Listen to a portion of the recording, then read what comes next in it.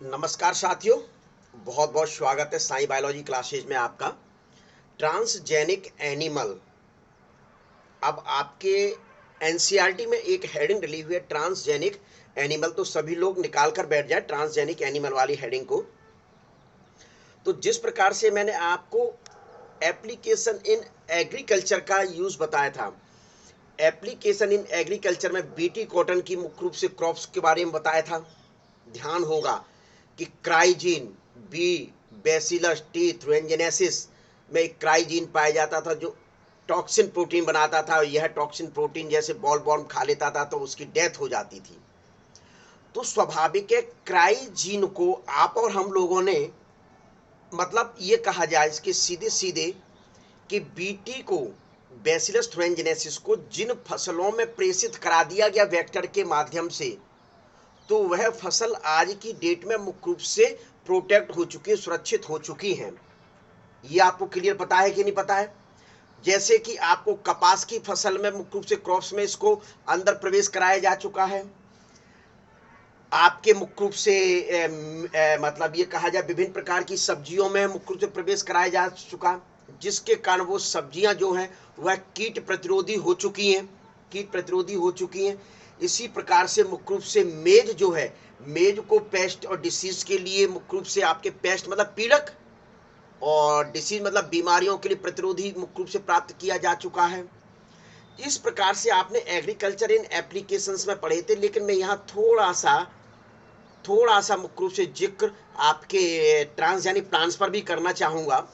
वैसे transgenic animal के नाम से ही है आपकी हेडिंग, लेकिन स्वाभाविक है कि इसमें एक बार आपका रिवीजन फिर से हो जाएगा। तो ये ट्रांसजेनिक ऑर्गेनिज्म मैं शब्द उपयोग करूंगा, एनिमल ऑर्गेनिज्म में मुख्य रूप से आप या आपके आपके जीव प्लांट्स भी आ जाएंगे और एनिमल्स भी आ जाएंगे। तो ट्रांसजेनिक ऑर्गेनिज्म होते क्या हैं? ऐसे ऑर्गेनिज्म जिनमें के डीएनए या जीन के साथ किसी दूसरे ऑर्गेनिज्म के जीन और डीएनए को जोड़ दिया जाए। चलिए जोड़कर मैं बता रहा हूं। ए ऑर्गेनिज्म है ये, दूसरा ये बी ऑर्गेनिज्म है। अब ट्रांसजेनिक ऑर्गेनिज्म इसमें से आप बता दो किसको कह दूं मैं? चलिए आप कह रहे हैं इसको ट्रांसजेनिक ऑर्गेनिज्म कह रहा हूं। चलो नहीं, इसको कहते हैं, थोड़ा सा अच्छा लगेगा, ट्रांसजेनिक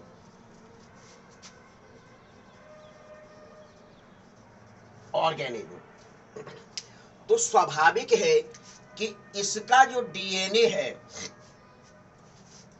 इसमें ब्लू कलर का है। इसके डीएनए के इस सेगमेंट को वेक्टर के माध्यम से, क्या वेक्टर के माध्यम से इसमें जोड़ दिया जाए, ये लो जोड़ दिया, तो ये जो ऑर्गेनिज्म हुआ, इस ऑर्गेनिज्म को ट्रांसजेनिक ऑर्गेनिज्म कहा जा। इस ऑर्गेनिज्म को क्या कहा गया? ट्रांसजेनिक ऑर्गेनिज्म कहा गया। क्यों कहा गया? क्योंकि इसके डीएनए को, यानी एक ऑर्गेनिज्म के डीएनए या जीन को दूसरे ऑर्गेनिज्म के डीएनए या जीन से जोड़ दिया जाए तो उसको मुख्य रूप से क्या कह दिया जाता है? ट्रांसजेनिक ऑर्गेनिज्म कहा जाता है। इसको जेनेटिकली मॉडिफाइड ऑर्गेनिज्म के नाम से भी जाना जाएगा, विशेष ध्यान रखना। इसको जेनेटिकली मॉडिफाइड ऑर्गेनिज्म भी कहा जाएगा। इन शॉर्ट कहा जाता जीएमओ। बहुत ही वेरी वेरी इंपोर्टेंट। क्या जेनेटिकली मॉडिफाइड ऑर्गेनिज्म के नाम से जाना जाएगा? क्यों? क्योंकि आनुवांशिक रूप से ये ऑर्गेनिज्म जो है वह परिवर्तित हो चुका है। आनुवांशिक रूप से यह ऑर्गेनिज्म कैसा हो चुका है बच्चों? परिवर्तित हो चुका है। क्यों परिवर्तित हो चुका है? क्योंकि इसमें दूसरे जीव के डीएनए या जीन को जोड़ दिया गया, तो इसमें न्यू कैरेक्टर डेवलप हो गए। अब ये कौन से कैरेक्टर को जोड़ा जाता है? जीन को जोड़ा जाता है, डीएनए को, जो मुख्य रूप से अपना इच्छित, तो जो अच्छे गुण वाला हो। ऐसा नहीं है कि बुरे गुण वाले को जोड़ दिया है, अच्छे गुण वाले को, जिससे मुख्य रूप से कीट प्रतिरोधी ऑर्गेनिज्म प्राप्त हों। कीट प्रतिरोधी यदि पौधों के लिए लेते हैं तो कीट प्रतिरोधी पौधे प्राप्त मुख्य रूप से हों। बीडलेस पौधे प्राप्त मुख्य रूप से हों, क्या यानी कि मुख्य रूप से आपके सीधे सीधे बीट्स वगैरह प्राप्त खरपतवार विरोधी हों, ठीक है कि नहीं। अत्यधिक आकर्षक तथा सुगंध युक्त पौधे तो होने चाहिए। इस प्रकार के मुख्य रूप से जीनों को जोड़कर एक जेनेटिकली मॉडिफाइड ऑर्गेन पैदा किया जा सकता है। तो ये तो मुख्य रूप से इसकी क्या सिंपल डेफिनेशन है, क्या है, तो स्वाभाविक है इन्हें क्या कह दिया, जेनेटिकली मॉडिफाइड ऑर्गेनिज्म, या इन्हीं को क्या कह दिया, ट्रांसजेनिक ऑर्गेनिज्म कहा जाता है। क्लियर। तो बायोटेक्नोलॉजी में इस शाखा को ट्रांसजेनिक्स कहते हैं। ऐसा करने को क्या कहा जाता है, इस ब्रांच को क्या कहा जाएगा, ब्रांच को ट्रांसजेनिक्स कहा जाता है। ब्रांच को क्या कहते हैं बच्चों, ट्रांसजेनिक्स के नाम से जाना जाता है। जिस जीन को दूसरे ऑर्गन के साथ जोड़ा गया है तो जीन को क्या कहा जाएगा, ट्रांसजीन कहा जाएगा। क्या कहा जाएगा बच्चों, ट्रांसजीन के नाम से जाना जाता है। क्लियर। और ऑर्गेनिज्म उत्पादन की क्रिया को, ऑर्गेनिज्म उत्पादन की क्रिया को मुख्य रूप से क्या कहा जाता है, यानी ऑर्गेनिज्म के उत्पादन की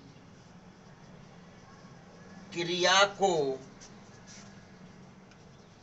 ट्रांसजेनेसिस, क्या नाम दिया जाता है, ट्रांसजेनेसिस के नाम से जाना जाता है। देखिए एक बार फिर से मैं पुनः रिवाइज करा रहा हूं, आप लोग अच्छे ढंग से देख लीजिए।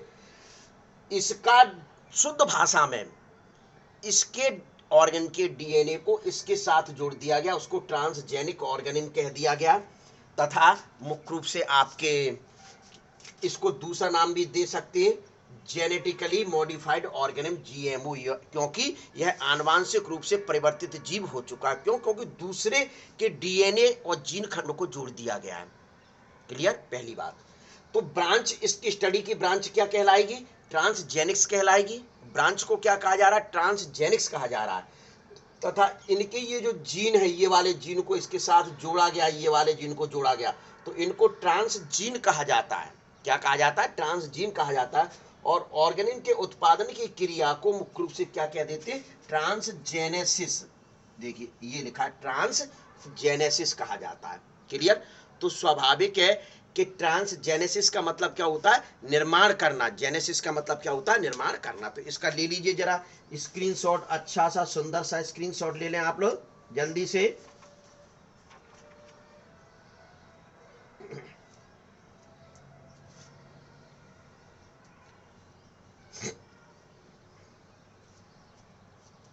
ले लिया गया।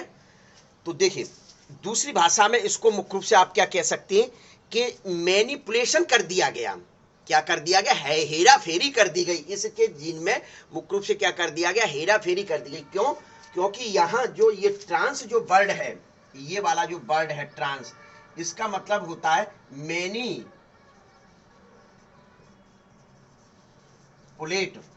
मैनिपुलेट मतलब होता है। और आपका मुख्य रूप से जो जेनेटिक्स का मतलब जो होता है वह मुख्य रूप से क्या होता है, जीन।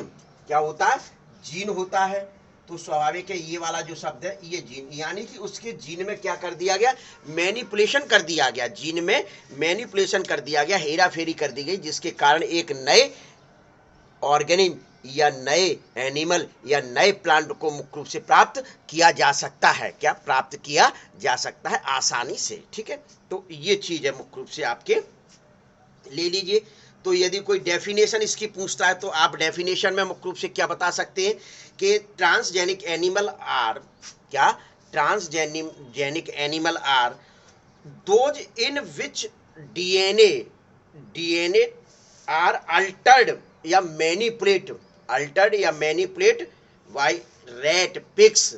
बहुत से एग्जाम्पल अभी मैं बता दूं, रेड है, पिग है, सीप है, गॉट है, इनमें मुख्य रूप से ट्रांसजेनिक एनिमल को उत्पन्न किया जा चुका है, ट्रांसजेनिक एनिमल को उत्पन्न किया जा चुका है। तो ये आपका मुख्य रूप से, पहले आप इसकी फोटो खींच लिया होगा।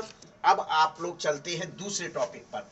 थोड़ा सा मैं यहाँ एग्रीकल्चर एप्लीकेशन में जो पढ़ा के आया था उसके एग्जाम्पल सिर्फ, चूंकि ऑर्गेनिज्म शब्द उपयोग किया है एनिमल आपका लिखा हुआ, एनिमल को तो आप विस्तृत रूप से पढ़ेंगे, लेकिन यहाँ ट्रांसजेनिक प्लांट्स पर पहले चर्चा कर लें कि बच्चों ऑर्गेनिज्म पर चर्चा कर लें, ये बता दीजिए। चलिए एनिमल पर चर्चा करें। बच्चे कह रहे हैं कि सर एनिमल पर चर्चा करें, जो टॉपिक है वह चर्चा किया जाए। तो चलिए ट्रांसजेनिक एनिमल पर चर्चा करते हैं। तो ये तो आपको पता चल चुका है, ट्रांसजेनिक एनिमल में मतलब किसी दूसरे एनिमल, किसी दूसरे जीव के डीएनए या जीन को जो आपको पसंद है, जो मुख्य रूप से विभिन्न प्रकार के उद्देश्यों की पूर्ति करता हो, ऐसे जीव को, जीन को या डीएनए को प्रेषित कराना है किसी दूसरे में, तो उसी को क्या कह दिया जाएगा, ट्रांसजेनिक। स्वाभाविक है वो एग्रीकल्चर, जो एप्लीकेशन इन एग्रीकल्चर में जो प्लांट्स के साथ प्रोसेस अपनाई थी, या प्लांट के साथ बीटी कॉटन वगैरह के साथ जो, और फ्लेवर सेवर टोमेटो के साथ जो प्रोसेस अपनाई थी, बिल्कुल वैसे ही प्रोसेस यहाँ मुख्य रूप से की जाती, कोई अंतर नहीं है। ठीक है, तो सबसे पहले मुख्य रूप से इसमें जैसे आपके एग्जाम्पल मतलब ले लिए जाए, कौन कौन से आज तैयार कर दिए गए, रैट यानी माउस, काऊ, सीप,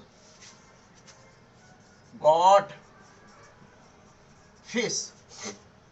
देखिए सबसे ज्यादा लेकिन जो उपयोग हो रहा है 95% रैट का उपयोग हो रहा है ट्रांसजेनिक एनिमल्स के रूप में।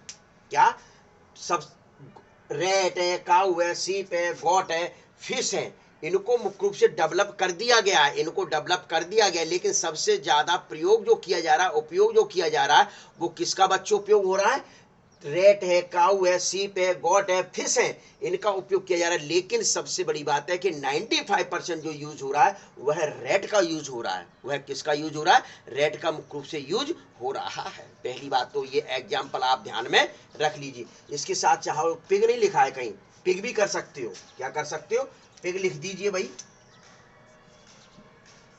पिग, पिग लिख दो, या ईटीसी करके आप छोड़ सकते हो, क्या पिग लिखकर ईटीसी करके आप छोड़ दीजिए। तो ये आपका क्या हुआ, एग्जाम्पल हुआ। अब दूसरी चीज मुख्य रूप से आता है, इनको कैसे किया जाता है, किस स्टेज में। एग आप जानते हैं फीमेल के द्वारा मुख्य रूप से बनाया जाता है, स्पर्म मेल के द्वारा बनाया जाता है। इस स्टेज में या तो मुख्य रूप से परिवर्तन कर दिया जाए, एंटर करा दिया जाए, इस स्टेज में एंटर करा दिया जाए तो एक न्यू जेनेटिकली मॉडिफाइड ऑर्गेनिज्म को प्राप्त, एनिमल को प्राप्त कर सकते, ट्रांसजेनिक एनिमल को प्राप्त कर सकते। या फिर इनके फर्टिलाइजेशन के बाद,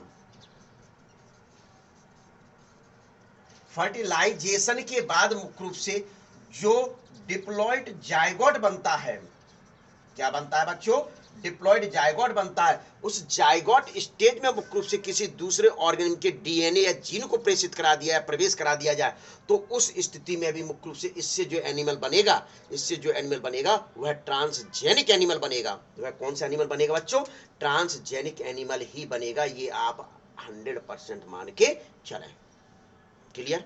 पहली बात तो ये है कि आप किस स्टेज पर मुख्य रूप से इस प्रोसेस को अपना सकते हैं, वो स्टेज मेरे द्वारा मुख्य रूप से आपको बताया गया। ठीक है, अब सबसे पहली बात आता है इनके एम्स क्या हैं, इनके उद्देश्य क्या हैं, इनको मुख्य रूप से किस लिए, कहां, कैसे प्रोसेस को कर सकते हैं। तो ये देखिए प्रेषित, क्लियर, ले लीजिए स्क्रीनशॉट। देखिए तो सबसे पहला जो मुख्य रूप से जो पॉइंट आता है आपका, तो सबसे पहला पॉइंट आता है वह है normal physiology and development.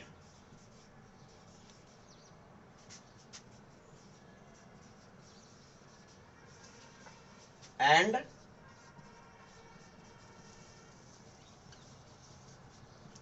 Development. भाई आपको ये पता है कि ये रैट है, काऊ है, पिग है, ये सीप है, ये मैमल्स हैं। ये क्या है, मैमल्स हैं। और आप और हम लोग भी क्या है बच्चों, मैमल्स हैं। आप और हम लोग भी क्या है, मैमल्स हैं। तो निश्चित तौर पर इनके फिजियोलॉजी जो एक्टिविटीज हैं, जो कैरेक्टर हैं, वो आप और हम जैसे ही हैं। इस वजह से सबसे ज्यादा एक्सपेरिमेंट इस पर किए जाते हैं। तो स्वाभाविक है कि सीप है, गॉट है, पिग है, ये मुख्य रूप से काऊ है, इन पर मुख्य रूप से आपको थोड़ा सा मतलब एक्स्ट्रा वो करना पड़ेगा, लेकिन रेट पर किसी का वो नहीं है। इस वजह से रेट पर 95% एक्सपेरिमेंट मुख्य रूप से किए जाते हैं। रेट पर 95% एक्सपेरिमेंट किए जाते हैं, क्योंकि फिजियोलॉजिकल एक्टर बिल्कुल 100% लगभग सेम होते हैं। क्या? क्योंकि मैमल्स हैं ये सभी। कैसे हैं ये सभी? मैमल्स हैं। तो यहाँ क्या होगा कि नॉर्मल फिजियोलॉजी एंड डेवलपमेंट, इसमें दूसरे स्रोत से प्राप्त जीन के प्रभाव का अध्ययन। रेट है जैसे कोई, ये आपका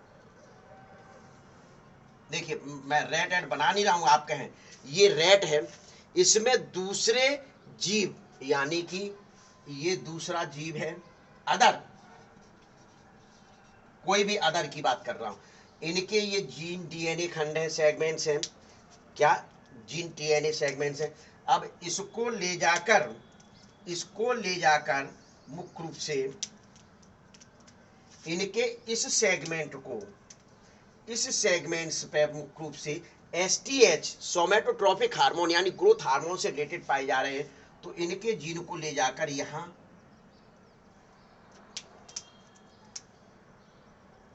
ये लीजिए। अब इसकी स्टडी आप कर सकते हैं। अब इसकी स्टडी अच्छे ढंग से कर सकते हैं कि ये एक्सपेरिमेंट सफल रहेगा कि किस प्रकार से रहेगा।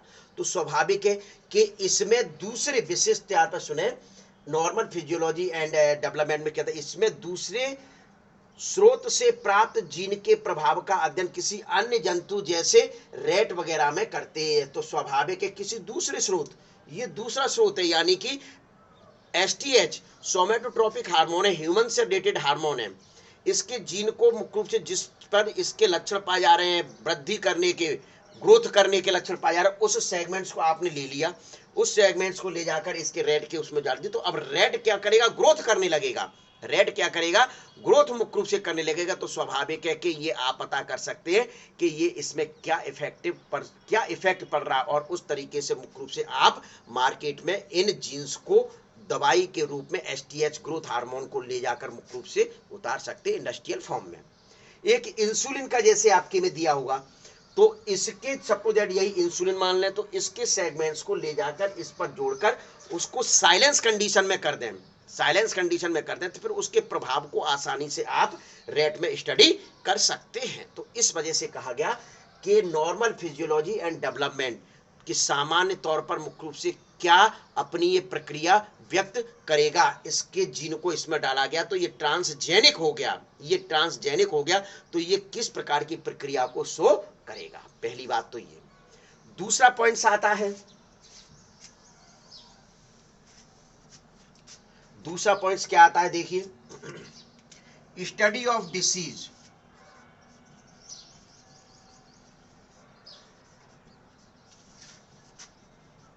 देखिए, तो स्टडी ऑफ डिसीज से मतलब क्या है कि मॉडल तैयार करना पड़ेगा आपको। क्या? मॉडल तैयार करने पड़ेंगे। मॉडल से मतलब है कि आप और हम लोगों में जो डिसीज होती है, जैसे एच डिसीज है, कैंसर डिसीज है, क्या रूमेटॉइड आर्थराइटिस डिसीज है, एल्जाइमेरियस डिसीज है, ये कई प्रकार की जो डिसीज होती है, सिस्टिक फाइब्रोसिस डिसीज है। तो लिख दूं पहले मैं डिसीज, क्या? मॉडल एग्जाम्पल डिसीज के, सिस्टिक फाइब्रोसिस,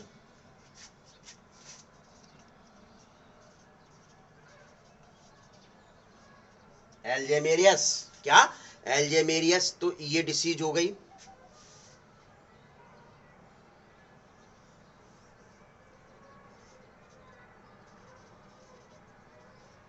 एल्जाइमेरियस डिसीज हो गई।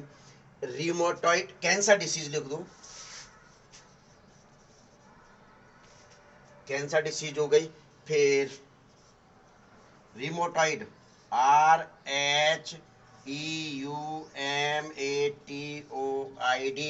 आर्थराइटिस, ये आर्थराइटिस का एक टाइप है बच्चों। क्या है? आर्थराइटिस का मुख्य रूप से ये क्या है? एक टाइप है। इनके जो है, ये जो डिसीज ह्यूमन में होती है, इनके यदि मॉडल तैयार कर दिए जाएं, इसके अंतर्गत ऐसे ट्रांसजेनिक मॉडल तैयार करते हैं जो ह्यूमन डिसीज के लिए मॉडल हों। तो क्या किया जाए? जैसे सपोज दैट रेट है, तो रेट को मॉडल तैयार कर दिया जाए कि इनमें इस प्रकार की डिसीज को कर दिया जाए, तो फिर आप आसानी से स्टडी कर सकते हैं। क्या लिख लीजिए, क्या करते हैं इसके अंतर्गत ऐसे ट्रांसजेनिक एनिमल को बनाया जाता है, इसके अंतर्गत ऐसे ट्रांसजेनिक एनिमल को बनाया जाता है। क्या मैं भी लिख दूं? चलिए, इसके अंतर्गत ऐसे ट्रांसजेनिक एनिमल बनाए जाते हैं जो जो ह्यूमन डिसीज के मॉडल, तो स्वाभाविक है कि सीधे सीधे कह दिया गया कि ह्यूमन डिसीज के मॉडल हैं। ये ह्यूमन में जैसे सिस्टिक फाइब्रोसिस डिसीज हो रही है, तो रेट में मुख्य रूप से इस प्रकार के जीन को प्रेषित कराकर आप स्टडी कर सकते हैं। क्या स्टडी कर सकते? र्यूमेटिड आर्थराइटिस है, उनको मुख्य रूप से बनाकर, कैंसर है उनको बनाकर मुख्य रूप से ट्रांसजेनिक एनिमल को प्राप्त करके स्टडी की जा सकती है। तो इस वजह से लिख दिया स्टडी ऑफ डिसीज। ह्यूमन में तो स्टडी करने को मौका ही नहीं मिलेगा। क्यों? क्योंकि ह्यूमन में आपको स्टडी करनी है कि उसको सुधार करना है। भाई ह्यूमन में स्टडी करोगे तो पता चला करते करते उसकी स्वर्ग सुधार गया। तो इस वजह से सीधे सीधे मुख्य रूप से इनके जीन को मुख्य रूप से वहां से ले जाकर रेट में प्रेषित करा दें, रेट में वेक्टर के माध्यम से प्रवेश करा दें, तो निश्चित तौर पर मुख्य रूप से आप उनकी स्टडी आसानी से कर सकते हैं। तो जरा इसका ले लीजिए स्क्रीनशॉट। तो दूसरे नंबर की डिसीज होगी। अब तीसरे नंबर की डिसीज कौन सी आती, मतलब तीसरे नंबर का क्या स्टडी कर सकते हैं? पहला आप मुख्य रूप से ट्रांसजेनिक का क्या उद्देश्य था, ये एक तरीके से कहा जाए एम है, ये एम है कि उद्देश्य क्या है, मतलब ट्रांस इनको डेवलप करने का। क्या डेवलप करने का? तो पहला था नॉर्मल फिजियोलॉजी एंड डेवलपमेंट की स्टडी करना, स्टडी ऑफ डिसीज, डिसीज के बारे में मुख्य रूप से। अब स्टडी डिसीज क्या, कुत्तों की नहीं, ह्यूमन की डिसीज को मुख्य रूप से इस प्रकार का किया जाए। तो फिर तीसरा जो पॉइंट्स आता है वो वैक्सीन सेफ्टी। कौन सा? Vaccine safety. अब भैया वैक्सीन सेफ्टी तो स्वाभाविक है, आपको ये पता है। क्या आपको ये पता है कि वैक्सीन बनाए जाते, आज के समय में ये कोरोना का वैक्सीन बनाया गया, तैयार किया गया था। क्या? तो कितना समय लग गया, कितना समय लग गया, मतलब ये कहा जाए कि जो साइंटिस्ट थे, साइंटिस्ट नवंबर 2019 से रिसर्च कर रहे थे, तब कहीं जाकर अभी 1 महीने पहले सक्सेस हुए। या तब जाकर 1 महीने पहले सक्सेस हुए। तो स्वाभाविक है ट्रांसजेनिक माइस का डेवलपमेंट वैक्सीन के सेफ्टी के लिए, वैक्सीन के सेफ्टी प्रयोग के लिए मानव के लिए किया जाता है। सपोज दैट ट्रांसजेनिक माउस है, माइस,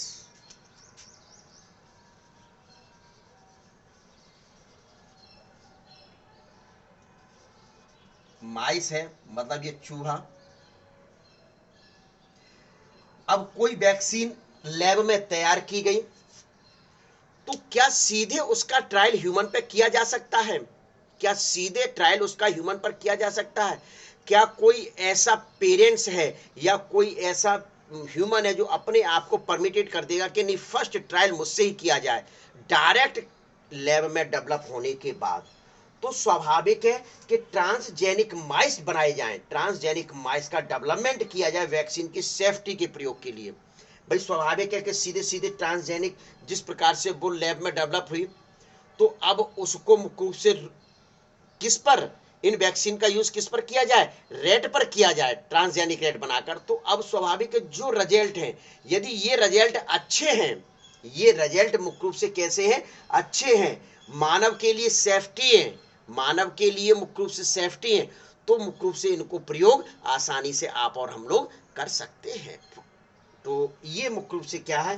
वैक्सीन सेफ्टी के, वैक्सीन के सही प्रयोग के लिए, वैक्सीन के सही प्रयोग के लिए मुख्य रूप से ट्रांसजेनिक माइस को मुख्य रूप से डेवलपमेंट किया जाता है स्टडी करने के लिए। तो एक चीज मुख्य रूप से आपका कौन सा है? तो इसमें लिख सकते हो जैसे ट्रांसजेनिक माइस में पोलियो वैक्सीन, पोलियो वैक्सीन एक मतलब सक्सेसफुल व रिलायबल कंडीशन को देखने के लिए मुख्य रूप से किया जा चुका है।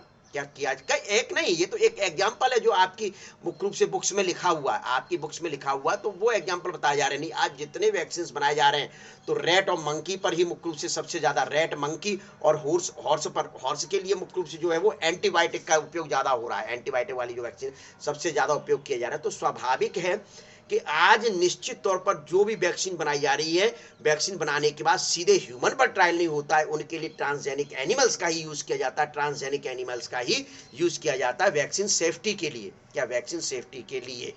पहली बात तो ये तो स्वाभाविक है कि ये वैक्सीन सेफ्टी वाला आपका वो हुआ। अब चौथे नंबर का जो मुख्य रूप से है chemical safety testing, chemical safety testing. भैया सुन लो, ये क्या हो सकता है केमिकल। सपोज दैट कोई ड्रग्स बनाई जा रही है, ड्रग्स से मतलब है एक तरीके से मैं यहां ब्रैकेट में मेडिसिन लिख दूं जिससे आप समझ जाए। नहीं, ड्रग्स मतलब कहीं वो वाली बात समझने लगे, अरे कि सर तो ड्रग्स हमको पिला रहे हैं, तो इधर पूरा फिल्म इंडस्ट्री मुंबई का जेल के अंदर है क्या, ले वो ड्रग्स नहीं, वो भी ड्रग्स है पर लेकिन ये ड्रग्स, उन्हीं ड्रग्स के माध्यम से ये पूरी की पूरी मुख्य रूप से मेडिसिन कंपनी डिपेंड है। तो क्या किया जाए, कोई ड्रग्स न्यू डेवलपमेंट की जाती है, यानी केमिकल बनाया जाता है सबसे पहले। क्या केमिकल मुख्य रूप से जब कोई केमिकल फर्स्ट टाइम यानी कि ड्रग्स बनाया जाता है तो उसका उपयोग ट्रांसजेनिक एनिमल पर ही करते हैं, उसका उपयोग ट्रांसजेनिक एनिमल पर ही करते हैं कि उसमें कितना टॉक्सिसिटी है, उसमें विषैलापन कितना है। वह विषैलापन कहीं ह्यूमन के लिए हानिकारक तो नहीं है, वह विषैलापन ह्यूमन के लिए हानिकारक तो नहीं है। तो इस वजह से उस केमिकल की सेफ्टी टेस्टिंग का लिए ट्रांसजेनिक एनिमल का ही यूज किया जाता है। तो ये विषय, तो इस वजह से फोर्थ पॉइंट क्या हो गया, chemical safety testing. Suppose that जैसे कि कोई कॉस्मेटिक आइटम बनाया जाता है, तो कॉस्मेटिक आइटम का जो यूज मुख्य रूप से जो है, कॉस्मेटिक आइटम का जो यूज मुख्य रूप से जो होता है सीधे सीधे चेहरे पर लगाने के लिए किया जाता है, चेहरे की सुंदरता को बढ़ाने के लिए किया जाता है। ये बात एक अलग है कि कॉस्मेटिक आइटम की परत जैसे ही हटी तो आपकी परत खुल जाती है कि कैसे हैं आप। देखें, फिल्म इंडस्ट्रीज में चले जाएं, फिल्म इंडस्ट्रीज में चले जाएं कि 40 साल के एक किसी पुरुष या महिला को देखें और फिर उसके, विशेष तौर पर फीमेल की मैं बात करता हूँ, उसकी परत, उस पर परत हटा दीजिए, वो कॉस्मेटिक आइटम की परत हटा दीजिए, फिर आप उस महिला को पहचान नहीं पाएंगे, उस एक्ट्रेस को पहचान नहीं पाएंगे। ये बात एक अलग। तो वो जो न्यू कॉस्मेटिक आइटम डेवलप किए जाते हैं तो इनका प्रयोग सीधे ह्यूमन पर नहीं किया जाता है, इनका प्रयोग आप सोचे सीधे सीधे ह्यूमन पर कर दिया, ह्यूमन पर नहीं किया जाता है। पहले transgenic animal such as rat, mice वगैरह इन पर ही मुख्य रूप से किए जाते हैं। तो ये आपका क्या है, सीधे सीधे केमिकल सेफ्टी टेस्टिंग, यानी केमिकल की जो सेफ्टी है उसको जानने के लिए मुख्य रूप से प्रयोग किए जाते हैं। ठीक है, तो एक ये। फिर इसके बाद मुख्य रूप से आता है, इसमें आपको जगह बची है, दिखाई दे रही है जगह कहीं बचती हुई, तो देखिए इसमें आप बता सकते हैं सीधे सीधे, यहां लिखने की जरूरत तो है नहीं है भैया कि जितना आपका लिख दिया गया, जब कोई केमिकल फर्स्ट टाइम बनाया जाता है, या तो आप चाहें तो लिख सकते हैं जब कोई केमिकल फर्स्ट टाइम बनाया जाता है तो उसका प्रयोग जो किया जाता है वह ट्रांसजेनिक एनिमल्स पर किया जाता है कि जो बनाया हुआ केमिकल है या ड्रग्स है उसकी टॉक्सिसिटी कैसी है, उसका विषैलापन कैसा है, इसको जज करने के लिए, इसको टेस्ट करने के लिए मुख्य रूप से इस प्रकार के ट्रांसजेनिक एनिमल बनाए जाते हैं। तो ये आपको फिर आता है बायोलॉजिकल प्रोडक्ट। इसका जरा आप फोटो खींच लीजिए, आप फोटो खींच लीजिए, स्क्रीनशॉट ले लीजिए। 5वें नंबर के लिए बायोलॉजिकल प्रोडक्ट को नीचे जाएगा, उस पर प्रोडक्ट के नाम लिखने पड़ेंगे। चलिए स्क्रीनशॉट ले लिया होगा मैं समझता हूं सभी ने, बहुत अच्छे बच्चे हैं, आज शांति बिल्कुल बनाए हुए हैं, निश्चित तौर पर कुछ ना कुछ गड़बड़ है। चलिए देखिए, 5th नंबर का जो पॉइंट आता है वह क्या है, बायोलॉजिकल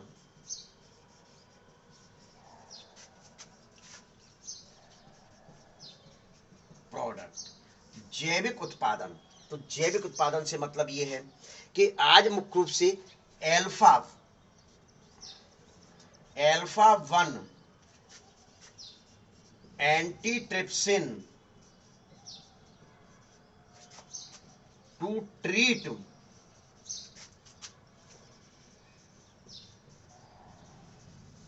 एम्फाइसीमा, इसको डेवलप करके आज आप और हम लोग इस बीमारी को ट्रीट कर रहे हैं, क्या, एम्फाइसीमा को। ठीक है, तो ये मुख्य रूप से आ चुके हैं। सन 1977 में फर्स्ट ट्रांसजेनिक काउ रोजी डेवलप हुई, क्या डेवलप हुई। तो काऊ को क्यों डेवलप किया गया? क्या गाय का मांस खाया जाता है क्या? नहीं भैया, ये हिंदू धर्म में, ये हमारे धर्म में मुख्य रूप से बहुत गलत है। गाय का मांस, जय हो माता, इसी वजह से पुकारते हैं। तो निश्चित तौर पर मुख्य रूप से उससे दूध की उत्पादन क्षमता या तो बढ़ाने के लिए या दूध की क्वालिटी सुधारने के लिए, मुख्य रूप से इस प्रकार का प्रयोग किया जाता। क्या इस प्रकार का जो है 1977 में फर्स्ट ट्रांसजेनिक काउ जो रोजी थी उसको डेवलप किया गया था। क्या रोजी जो थी उसको डेवलप किया गया था गाय के लिए। Produced human protein, produced human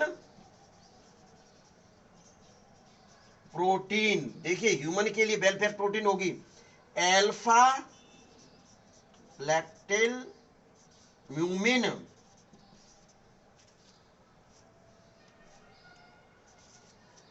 इस प्रोटीन को डेवलप करने के लिए मुख्य रूप से इस काऊ को बनाया गया था, ट्रांसजेनिक काऊ को डेवलप किया गया था। ये प्रोटीन जो है वह सामान्य दूध में, नॉर्मल मिल्क में पाई जाने वाली प्रोटीन से, मुख्य रूप से मिल्क से बहुत अच्छा मिल्क होता है। ये प्रोटीन यदि उसमें मुख्य रूप से पाई जाती है तो पर लीटर जो प्रोटीन होती है, आपके उसमें लिखी हुई है एनसीईआरटी में, बिल्कुल एनसीईआरटी की लाइन टू लाइन है, मैं आपको भी पढ़ के सुना दूंगा आप चाहेंगे तो। 2.4 ग्राम पर लीटर मुख्य रूप से होती है। क्या ये जो प्रोटीन का जो है, ये वाली जो प्रोटीन है, ये मुख्य रूप से पर लीटर 2.4 ग्राम होती है। पर कितनी होती है? 2.4 ग्राम होती है, जो मोर balanced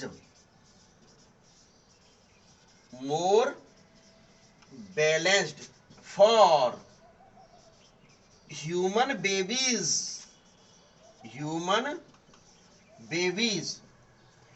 more balanced for human babies. आगे बात, यानी कि मानव बच्चे के लिए ये बहुत अच्छी डाइट है, बैलेंस डाइट है। मानव बेबीज के लिए बहुत अच्छी बैलेंस डाइट है। ये वाली गाय के द्वारा उत्पन्न दूध, यदि उसको दूध प्रोटीन ही दी जा रही, दूध दी जा रही, दूध में वो प्रोटीन पाई जाती है, दूध में वह प्रोटीन मुख्य रूप से पाई जाती है बेबीज, देन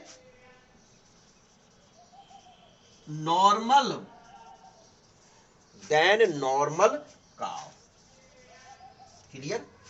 नॉर्मल काउ के जो मिल्क, नॉर्मल काउ मिल्क लिख दूं, नहीं तो it is visual not visual, यहां ना करते हुए मैं नॉर्मल काउ मिल्क यहां लिख दिया। यहां दिखाई दे रहा है, देखिए। तो सीधे सीधे क्या बातें करनी है आपको? एक तो ये बात तैयार करनी है, एक ये बात तैयार करनी है आपको बायोलॉजिकल प्रोडक्ट में, कि मतलब जैव उत्पाद कौन कौन से। तो आपके सामने दिया गया अल्फा-1 एंटी ट्रिप्सिन। अभी मैं आपको बिल्कुल हुबहू लाइन, मतलब एनसीईआरटी में लिखी, आपको यही तैयार करनी है बिल्कुल 100%। ये मान के चलिए, चाहे 12th के दृष्टिकोण से हो, चाहे किसी भी दृष्टिकोण से हो, ट्रिप्सिन टू ट्रीट एम्फाइसीमा। तो ये इसको, इस बीमारी को ट्रीट करने के लिए मुख्य रूप से ये बनाया जा चुका है। इन 1977 फर्स्ट ट्रांसजेनिक काउ रोजी का डेवलप किया गया। इसको ट्रांसजेनिक काउ कहा जाता है। क्यों किया गया? क्योंकि ये प्रोटीन उसमें पाई जाती है, और ये प्रोटीन नॉर्मल काउ मिल्क की अपेक्षा ह्यूमन बेबीज के लिए बहुत बैलेंस्ड होती है, बहुत अच्छी डाइट होती है। तो इसका स्क्रीन फोटो ले लीजिए, मैं जब तक आप कहेंगे तो मैं उसकी भाषा भी पढ़ के सुना देता हूं। देखिए कौन सा है पॉइंट, बायोलॉजिकल प्रोडक्ट। देखिए, medicine required to treat certain human disease can contain biological product. देखिए, मेडिकेशन की आवश्यकता होती है कुछ ह्यूमन डिसीज को दूर करने के लिए, कुछ ह्यूमन डिसीज को दूर करने के लिए डिसीज की आवश्यकता होती है। Contain biological product, what such product are often expenses to make transgenic animal. That product, useful biological product, can be created by the introduction of the portion of DNA which codes for a particular product such as human protein. आगे बात, such as human protein alpha 1 antitrypsin used to treat emphysema. लिखा हुआ है, कहाँ लिखा है? Emphysema मुख्य रूप से लिखा हुआ है। क्लियर? तो ये मुख्य रूप से एम्फाइसीमा का उपयोग किया जाता है। ये बच्चों नहीं आप सोचें कि ए बना दिया, तो एम्फाइसीमा को ट्रीट करने के लिए मुख्य रूप से ये बनाया। एक एग्जांपल ये देखिए, है बिल्कुल सही, बिल्कुल वही। फिर आगे चलते हैं आप और हम लोग।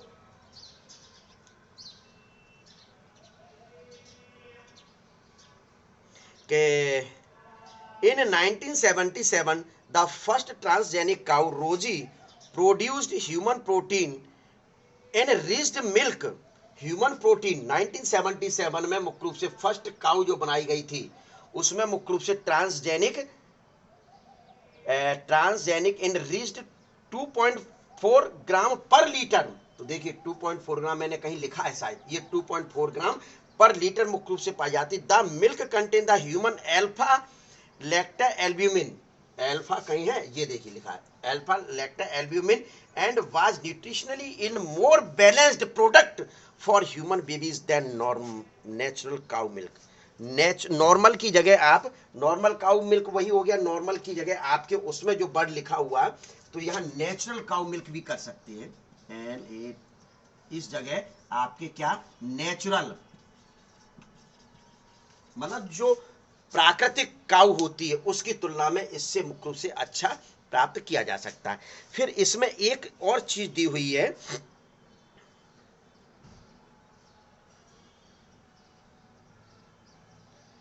बीमारी को दूर कर दिया एम्फाइसीमा को। Similar attempts are being made for treatment of phenylketonuria PKU। इसी प्रकार से आप और हम लोग फिनाइल कीटोनीरिया का यूज कर सकते हैं। एंड सिस्टिक फाइब्रोसिस डिसीज का भी उपयोग किया जा सकता है, सिस्टिक फाइब्रोसिस डिसीज का भी निदान कर सकते हैं। तो ये किस प्रकार से बनाए जाते हैं इसी ट्रांसजेनिक एनिमल के, सपोज दैट सिस्टिक फाइब्रोसिस का जीन ले लें, सिस्टिक फाइब्रोसिस बीमारी जो होती है, या फिनाइल कीटोनीरिया बीमारी होती है, या कोई अन्य बीमारी होती है, उनके जीन सेगमेंट्स को प्राप्त कर लें और उस एनिमल में डाल दिया जाए तो उसकी स्टडी कर सकते हैं आसानी से। क्या उसको दूर भगा सकते हैं कि उसके दूर भगाने के लिए कौन सी प्रोटीन, कौन सा मुख्य रूप से वो उपयोग किया जाए। तो मेडिसिन में इसका उपयोग टोटल आपको बताया जा चुका है। तो इस प्रकार से ये आपके बायोलॉजिकल प्रोडक्ट, अभी तक भैया मैंने आपको क्या पढ़ाया ट्रांसजेनिक एनिमल में, normal physiological and development, normal physiological and development यानी कि मुख्य रूप से सीधे सीधे इसमें दूसरे स्रोत से प्राप्त एनिमल, इसमें क्या पढ़ा है, इसमें दूसरे स्रोत से प्राप्त एनिमल को मुख्य रूप के प्रभाव का अध्ययन करने के लिए दूसरे में एंटर करा दो, आपको पता चल जाएगा। क्योंकि सेम मैमल्स हैं, ये रैट भी मैमल्स है, आप भी मैमल्स हैं, मुख्य रूप से अपने जीन्स को उसमें प्रेषित करा दिया, जैसे STH और इंसुलिन के प्रेषित कराकर स्टडी की जा चुकी है। ठीक है, पहली।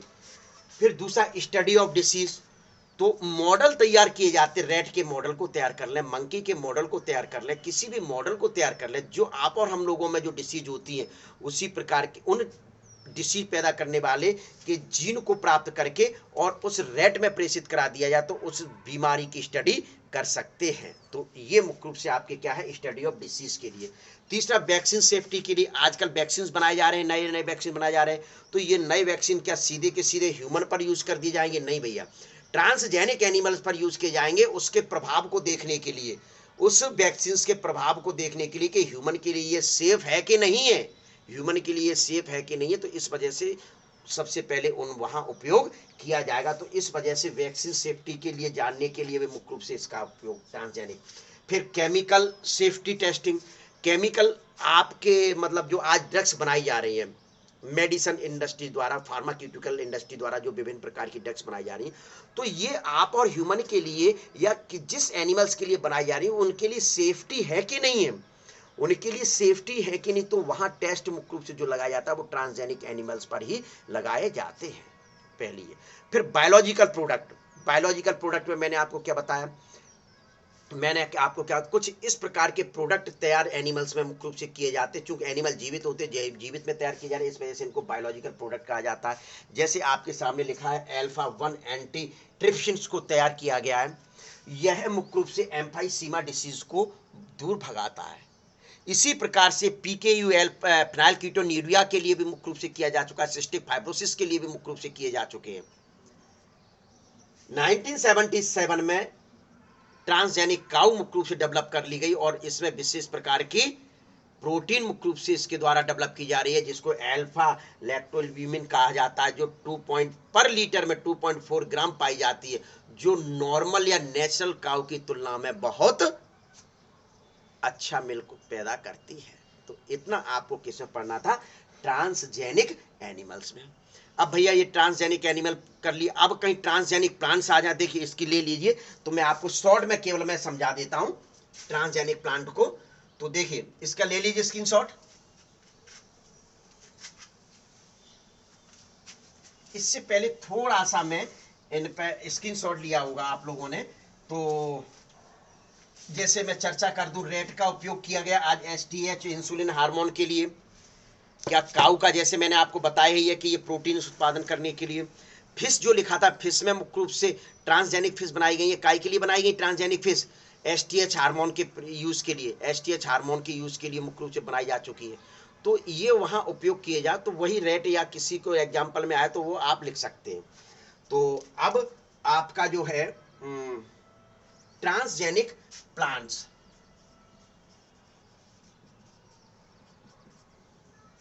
तो ट्रांसजेनिक प्लांट्स से क्या तात्पर्य है, ट्रांसजेनिक प्लांट से क्या तात्पर्य है कि जैसे एग्रीकल्चर, मतलब आपने एप्लीकेशन इन एग्रीकल्चर में पढ़ा था, बीटी कॉटन्स वगैरह में बता के आया था। तो क्या उद्देश्य है, एक तो कीट प्रतिरोधी पादप प्रजातियों को प्राप्त करने के लिए, खरपतवारी नाशी को प्राप्त करने के लिए, आकर्षक एवं अच्छे फूल वाले को प्राप्त करने के लिए, या मुख्य रूप से गुड क्वांटिटी को देने के लिए पादपों को आज बनाया जा चुका है। ट्रांसजेनिक प्लांट्स उनको कहा जाता है। तो देखिए सबसे पहले आप इनके क्या लिख दें, एम्स लिख दें। क्या लिख दें, एम्स लिखें, रोग तथा कीट प्रतिरोधी, रोग तथा कीट प्रतिरोधी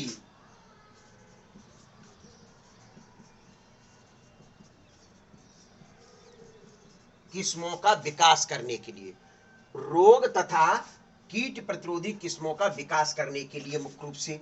दूसरा बहुत महत्वपूर्ण पॉइंट्स आ रहा है, प्लांट्स में निफ जीन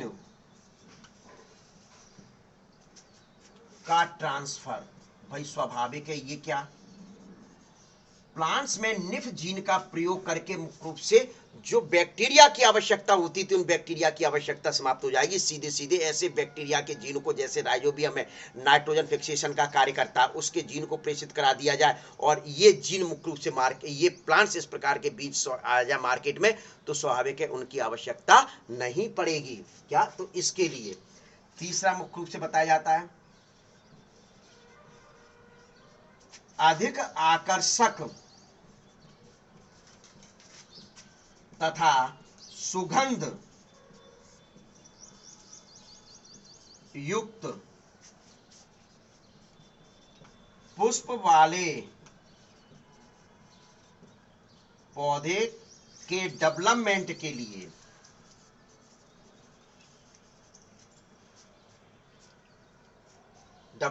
ठीक है, ये कर सकते हैं। फल तथा सब्जी प्रदान करने वाले पौधों। अब स्वाभाविक है कि रोग प्रतिरोधी होनी चाहिए, प्लांट निफ जीन का प्रयोग, अधिक आकर्षक तथा सुगंध पुष्प वाले पौधों का डेवलपमेंट, फल तथा सब्जी इनका उपयोग करते हैं। तो इसके लिए मुख्य रूप से मैंने आपको एप्लीकेशन इन एग्रीकल्चर में कौन कौन से, यहां मैं क्यों बता रहा हूं उसका रीजन है। वैसे एप्लीकेशन इन एग्रीकल्चर में मैं बता के आ गया हूं, क्यों, क्योंकि यदि क्वेश्चंस आ गया ट्रांसजेनिक प्लांट्स पर, आपकी एनसीईआरटी नहीं बोल रही है, वहां एप्लीकेशन इन एग्रीकल्चर ने बोल दिया है, वो एक ही चीज है। तो स्वाभाविक है इस प्रकार की जो क्रॉप्स प्राप्त होती हैं उन क्रॉप्स को क्या कहा जाता है, जीएमओ तो ऑर्गेनिम को कहा गया। फ्रूट्स प्राप्त करोगे तो उनको क्या कहोगे, जीएमएफ, यानी कि जेनेटिकली मॉडिफाइड फ्रूट। और आपका क्रॉप्स को प्राप्त करोगे तो जेनेटिकली मॉडिफाइड क्रॉप्स के नाम से उनको जाना जाता है। ये तो आपका बहुत हो गया। तो इस प्रकार के कौन कौन से प्राप्त कर लिए गए, इस प्रकार के कौन कौन से प्राप्त कर लिए गए, पहले आप इसका स्क्रीनशॉट ले लें, क्या स्क्रीनशॉट ले लें, फिर आप और हम लोग चर्चा करेंगे अच्छे ढंग से, मतलब आपके किस पर। चलिए मिटा दूं तो फिर, चलिए देखिए अब आते हैं एग्जाम्पल। कौन कौन से एग्जाम्पल मुख्य रूप से आपको मैंने उसमें एप्लीकेशन इन एग्रीकल्चर में बता के आया था। तो यहां शॉर्ट में बताऊंगा, बीटी कॉटन। बीटी कॉटन में क्या था कि बैसिलस थ्रुएनजेनेसिस नामक एक बैक्टीरिया था, बैसिलस थ्रुएनजेनेसिस नामक एक बैक्टीरिया था। उसमें क्राई जीन पाया जाता था जो स्पेशल प्रकार की प्रोटीन का निर्माण करता था, जिस प्रोटीन को क्राई प्रोटीन कहते थे। अब इसको इंसेक्ट खा लें तो उसमें ये प्रोटीन एक्टिव हो जाती थी जाके और उस इंसेक्ट को नष्ट कर देती थी, जैसे फॉर एग्जांपल बॉल बॉर्म का एग्जांपल वहां आपको देके आए। तो बीटी कॉटन फसल को मुख्य रूप से क्रॉप्स को पैदा कर दिया जाए तो वह सुरक्षित होगा, उसको जो खाने आएगा वो मर जाएगा। क्लियर। तो इसको मुख्य रूप से वेक्टर के माध्यम से बीटी बैसिलस थ्रुएनजेनेसिस में क्राइजीन को निकालकर मुख्य रूप से आपके वेक्टर के माध्यम से क्रॉप्स में प्रेषित करा दिया गया और इस प्रकार की क्रॉप्स को जेनेटिकली मॉडिफाइड क्रॉप्स के नाम से जाना जाता है। तो ये कॉटन मुख्य रूप से हो गया पहला। दूसरा मुख्य रूप से flavour saver tomato, flavour saver tomato. ये भैया क्या, सामान्य तौर पर आपको मैं बता के आ चुका हूं एग्रीकल्चर, लेकिन यहां थोड़ी थोड़ी सी चर्चा करेंगे। सामान्य तौर पर 2-3 दिन में टमाटर सड़ जाते हैं। यदि इसमें सड़ाने वाला जो एंजाइम है, जो प्रोटीन है, उसको मुख्य रूप से बंद कर दे बनना, तो निश्चित तौर पर मुख्य रूप से ये अत्यधिक लंबे समय तक मुख्य रूप से चल सकते हैं, अत्यधिक लंबे समय तक मुख्य रूप से चल सकते हैं। तो उन टमाटर को सबसे प्रथम मैं आपको एक चीज बता दूं, ये प्रथम खाद्य है, प्रथम खाद्य है मुख्य रूप से जिसको बनाए। इनमें कैनामाइसिन जैसे प्रतिजैविकों के लिए प्रतिरोधकता पाई जाती है। फ्लेवर सेवर टोमेटो में कैनामाइसिन जैसे प्रतिरोधियों के लिए, एंटीबायोटिक्स के लिए क्या पाई जाती, प्रतिरोधकता पाई जाती। तो इस चीज को लिख दूं, फ्लेवर सेवर टमाटो में ये यहां लिखूं, ये फर्स्ट, ये प्रथम खाद्य, पहले तो ये समझ लें जो ट्रांसजेनिक बनाया गया था। दूसरी, इनमें कैनामाइसिन एंटीबायोटिक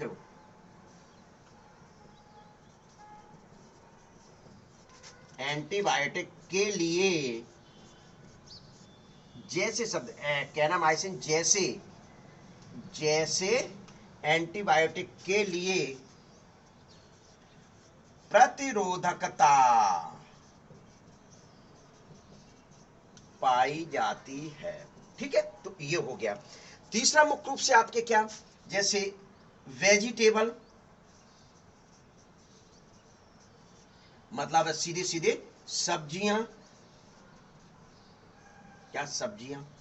तो स्वाभाविक है कि इनमें बीटी जीन के कारण, कौन से जीन के कारण, इसको अलग कलर से लिखूं, बीटी जीन के कारण प्रतिरोधी बनाया जा चुका है, कीट प्रतिरोधी बनाया जा चुका है।